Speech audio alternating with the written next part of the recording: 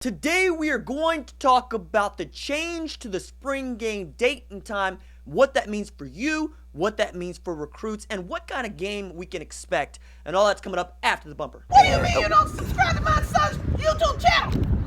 Mama, no! Just snap the damn ball, RJ. What's up, kid folk? It's RJ Young. I am not on a step mill. Consider hitting the like and subscribe button because I upload a video every single day. It's always OU related, college football related, sports related. We have a good time. And today we're going to talk about Lincoln Riley, Joe Castiglione, and the University of Oklahoma moving the spring game from 3 p.m. on Saturday, April 13th to Friday, April 12th at 7:30 p.m. That means those of you that were really looking forward to your Lee Brice concert, you still get your Lee Brice concerts at 6:30 p.m. Have fun with that. Also means that this game, while changing everybody's plans from recruits to coaches, to players, to the viewing audience, have all been thrown into a tizzy. Like, seriously, I don't necessarily think that you want to change the date and time of a game 5 days before it's supposed to happen, 4 days before it's supposed to happen. I gotta believe the reason they did this was to try to make the event fun for folks that are attending. You've heard Lincoln Riley say how important it is to him personally that they break the spring game record that they broke last year with this spring game. He has a lot riding on this when we're talking about recruiting, when we're talking about how the university is viewed, and overall what the experience is like for all involved, from folks that might be looking to transfer to Oklahoma, to 2020 recruits, to 2021 recruits, to their parents, to what you can say is going on at Oklahoma. Now, the weather on Saturday in Norman is supposed to be trash, just awful weather. So Lincoln Riley just said, miss me with that, and we're going to move the game to 7:30, have a night game. We've wanted a night game for the spring game for a very long time. I just don't know that we wanted it under these circumstances. But hey, man, I'm not going to complain about it. So for those of you that live out of state, and I know a lot of you do who watch this channel and you depend on this channel for your news and good opinion and analysis on OU football, I'm going to read for you the way for which you can watch the game because it's not necessarily going to be on cable, though I just did a cursory search on Cox, which is my provider. I don't necessarily like Cox, but it's what I got. Standard definition, channel 68, and HD is going to be 715. But the way to watch this game is it will be televised on Fox Sports OK Plus with a free live stream available to all authenticated users on the Fox Sports Go app. Viewers without access to either of these options can access the live stream with a premium subscription to Soonersports.tv. So, those of you who don't necessarily know how to use your streaming options, better contact your favorite millennial and ask them how to get streaming options set up on your phone, tablet, desktop, maybe buy a Roku or Chromecast or Apple TV. These are all words that I know that a lot of you already know because you're here watching this on the internet. But those are your options. You can still watch the game. You don't necessarily have to go. And I know that this has thrown everybody's plans for the weekend into a loop. And that is kind of what I want to touch on, segue into when we're talking about recruits. Now, for the most part, recruits are going to be unaffected by this, especially the ones taking official visits, right? They're going to arrive on a Friday afternoon. They're going to take some shuttle, some car straight to the game, and they're hopefully going to be met with over 53,000 screaming individuals that are having a good time, seeing what Alex Grinch's defense looks like, what Jalen Hurts looks like spinning the football to guys like CeeDee Lamb, hopefully Trajan Bridges, Theo Weiss, Jaden Hazelwood. The full assortment will be on display, we hope. But we also know that in spring games, which are glorified scrimmages, they're not going to risk the health of anybody. So if they're even the least bit banged up, they're not necessarily going to play. Now, also a guy that I don't necessarily expect to see any of, honestly, but got some good news, is Nick Basquin. Nick Basquin was cleared for another year of eligibility by the NCAA. I think that basically means you can pencil him in as the starter at that slot receiver position because we know at Oklahoma historically we want to get the most out of seniors and guys that have those extra years of eligibility that necessarily have to be granted by the NCAA, a la Baker Mayfield, a la Nick Basquin, and of course Jason White. You want to get the most out of those dudes, right? So that's very good news. Bad news is Bryan Bresee is not going to make it to Oklahoma. He took a visit to Clemson. He's going to take a visit to Alabama and other places. But it doesn't look like Oklahoma is on his schedule at all in the future. That could change. And it always felt like this was going to be a token visit, a cursory visit to Oklahoma because of where OU sits in the college football world. And he was just going to kind of take the visit, take it in, see what he likes.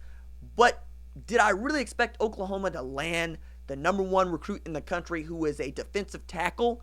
Not really, because the defense just ain't been great. I mean, that's just it. Until the defense is great, you can't expect to land great defensive talent. And I've said for a very long time, all the defensive recruits that commit and sign with Oklahoma are doing it out of their good graces, because the track record at Oklahoma defensively over the last 10 years ain't anything to smile about, all right? It's really not. It's a lot like the Thunder being the 6th seed in the West. No, that's not who we are. That's not who we want to be. But it was going to be cool to get him in there just to take a look and to say that you had that guy on campus. That is out the window. Now, for the unofficial visits, I think many of those are still on. Notably, Kelee Ringo, who has been touch and go, and we'll see how all of this shakes out, because I'm not 100% sure that he was going to show in the first place. Then it looked like he was going to show. Now, with the spring game being moved to 7:30 on Friday as opposed to 3 p.m. on Saturday, those of you that have flown on planes know how difficult it is to structure your travel. And if they can get him in there, I'm sure they're going to get him in there. His buddy, Jacoby Covington, is going to come. He is a top defensive back recruit. Felt like if you get one, you could maybe get the other. Kelee Ringo is certainly a guy that you would love to have at Oklahoma. And all the glances at Texas and all the glances at Washington don't necessarily make you feel great about it if you're an OU fan. But getting him on the campus, hearing what Grinch has to say, knowing that Grinch was recruiting him at Ohio State, these are all good things, right? And Oklahoma has been in on Kelee Ringo for a very long time. I've spoken with him personally. I really like the dude. I mean, I get him going about fortnight and then, off we go. But also, you want to stay in with Saguaro. That's what you want to do, because you got not just Jacoby Covington, Kelee Ringo, but also Damian Sellers. And then next year, the number 5 recruit in the 2021 class, Quentin Somerville, also comes out of Saguaro, which apparently spits out D1 defensive talent like a piñata at a quinceañera. I mean, just pop, pop, pop the whole time. And that's what you want at Oklahoma. You would like to have a pipeline out there. You want to keep getting kids out of Arizona. And I think having Spencer Rattler on campus for that is going to help you tremendously. Everybody wants to know how many commits you could expect. 7 to 8 is about where I would put the number from Friday all the way through Sunday. And if you get that number, you're going to have more, or at least as many or more as you did last year with the 7 commits. We know that all of those guys did stay stuck to Oklahoma, but you would rather have the commits than not. I think everybody would say that. You want to have the guys saying out loud, I'm committed to Oklahoma. And if they decide that that's no longer true later, they were, and you get to know that going in. And sometimes it ends up being really great for you.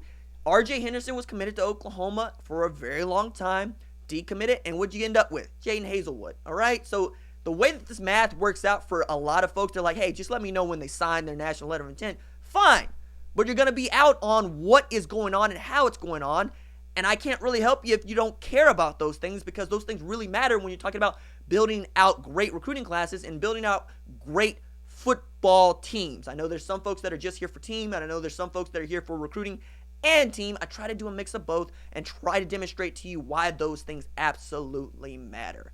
The one thing that I really want to touch on as we continue through this entire process is let's take a look at how well this turns out for Oklahoma. Because it's a gamble to say on Tuesday evening at 5:30, we are changing the date of our spring game 4 days before it's supposed to happen to 3 days before it's supposed to happen. And we are banking on fans not throwing a wrench into it and saying, hey man, how can you do that to me? I've been planning on this date for months, and all of a sudden you're moving it up, which means my travel schedule is all out of whack now. We'll see how this goes. We'll see how this lays out. I think they got a lot of goodwill over the course of the week, announcing home and homes with Alabama to go along with Clemson. And now you got home and homes scheduled in advance with Nebraska, Clemson, Tennessee, Temple, also Michigan, LSU. I mean, it's really kind of cool what Josie has been able to put into advance about 10 years from now. Starting with Nebraska in a couple of years with that 2021 and 2022 matchup that I'm very, very, very excited about. And I want Scott Frost to have Nebraska humming on all cylinders because I want that game to matter in the worst way. You also had the announcement that the Big 12 is partnering with ESPN, in particular with ESPN Plus, where every school is going to have at least one game on ESPN Plus except Oklahoma and Texas. Oklahoma because, well, I thought this was going to be our way out of pay-per-view hell, but no. OU puts that broadcast on, they're carrying the rights to it, and that's how it's going to be. So we're going to be paying $40-$50 for South Dakota and Missouri State. Okay, whatever. And then the Longhorn Network always monkeys up everything else. But ESPN Plus is fast becoming a really great platform. I use it. I encourage other folks to use it. It's really good content. I got there for Katie Nolan. I stay there for everything else. Anyway, we're going to have more to say about this over the coming days. But that's what I got for you right now. All right, that's it for me. Doses.